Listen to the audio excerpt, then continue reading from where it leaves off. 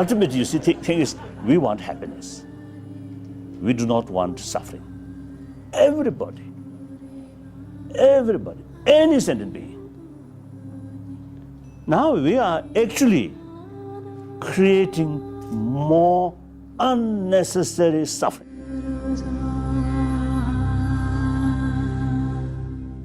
Tibet, known as the roof of the world, it was a land that used to be free, independent, and most importantly peaceful, where their people lived in the 20th century as if they were in the 16th, but they were happy that way. They didn't need anything more. The world pretty much revolved around religion, which played a huge part in their lives. The Tibetans were all Buddhists. They still are nowadays. A religion that bases itself on the true nature of life, and they try to achieve it through the practice of morality, meditation, and wisdom. All in all, the Tibetans were not the richest people in the world. On the contrary, they lived with little, but that was all they needed. They were satisfied that way. At the time, the Tibetans had a spiritual leader called the 14th Dalai Lama, the Enlightened One, or His Holiness, who is still their leader today, but doesn't live in Tibet anymore because of the Chinese occupation. He became a leader at a young age because all Buddhists believe in reincarnation, and the Dalai Lama is believed to be the reincarnation of all the previous ones. Many see him as something more though, someone who was sent to the human world to help others. In 1950, everything changed for Tibet. China sent in thousands of troops to enforce its claim on the region. Everything changed for the Tibetans throughout the next years. Most monasteries were destroyed. 1.2 million people were killed under the Chinese rule. They prohibited many of their religious ceremonies, didn't allow their cultural practices, and fitted the Tibetan economy to only be useful for the new Chinese immigrants. In 1959, the Dalai Lama fled Tibet and went to India, since it was very dangerous for him to keep living in Tibet under the Chinese rule, where he still lives today. He had never used violence against the Chinese. To this day, the Dalai Lama tries to spread the word about Tibet, as well as many other monks, such as Palden Gyatso, who was arrested and tortured various times for spreading the word of what the Chinese were doing to not only Tibet, but also their people. Gyatso published a book about this, and for this action was tortured to death.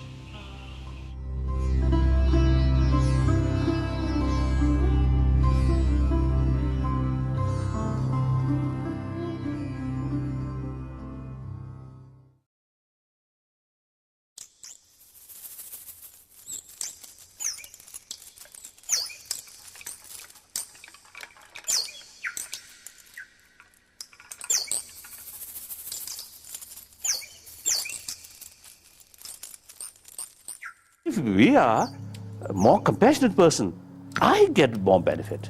I will be more happier person. That's the point.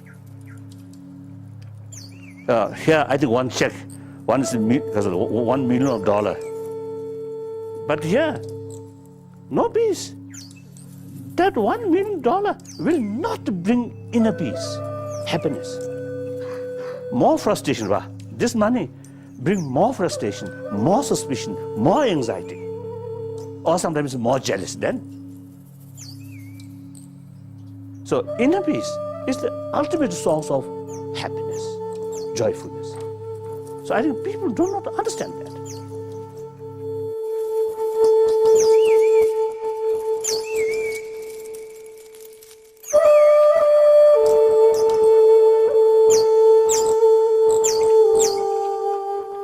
I believe each of us, our future depends on the rest of the humanity. Humanity happy, I get benefit. Humanity in a state of trouble or violence, I cannot escape from that. So every sort of 7 billion human beings have to think about the well-being of humanity. So my own share, making contribution for my own share. So I never feel I'm something special. We all same. Now I'm a person, now nearly 77-year-old, and also my life not easy. last 50, 60 years, my life, you see, grown up, tremendous difficulties. That also is some help. All these difficulties due to lack of sense of respect, others' right, lack of sort of sense of concern about others' well-being. So now, you see, I think the reality, everything interdependent. Realize that. Accordingly pursue all conflict. Then no use war. Talk. Compromise. 50-50 interest. So here also the human sort of values, compassion, respect other, consider other as a human brother, sister. Then compromise. So every human problems, I feel, especially man-made human problem, I think the best way to solve these problems through human way of approach. So including peace. You might be asking yourself how what this man is teaching us can be helpful for a group of people that live in completely different circumstances on the other side of the world, when in fact, what he teaches us is for everyone. It's universal. It doesn't matter where you live, how you live, or what religion you're from, it's for everyone. The Dalai Lama teaches us that we all deserve inner peace, and the only way to achieve it is through the happiness of others. The use of violence, aggression, and other means are completely unnecessary and not only harmful to others, but to us in the long run.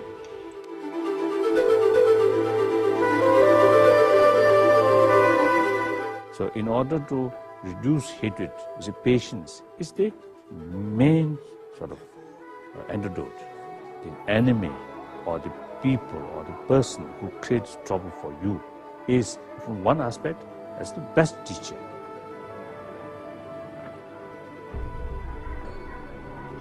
The Dalai Lama, he astounds people in international forums when he verbally and vigorously denounces the genocide by the Chinese in Tibet, and in the same breath he says, "But I do not hate the Chinese.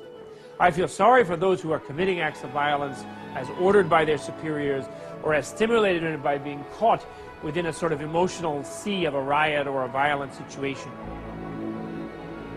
They become completely dehumanized. I feel sorry for them."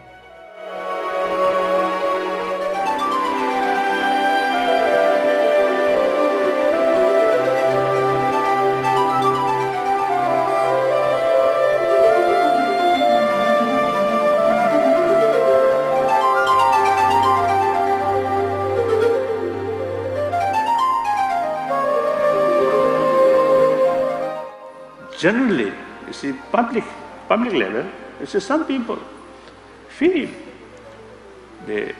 these inner values, love, compassion, forgiveness. Then people consider these are part of religious practice. So therefore, those people who have no interest about religion, then they also, you see, no interest about these values. That is wrong. Whether you accept religion or not, that's up to individual. If you prefer to remain non-believer, absolutely right. They are right. But since they are human beings, part of the humanity, basic human nature is a social animal. Money, power alone cannot sort of bring together human beings. Emotional level, the sense of taking care, sense of concern of others' well-being, that mental attitude alone brings together.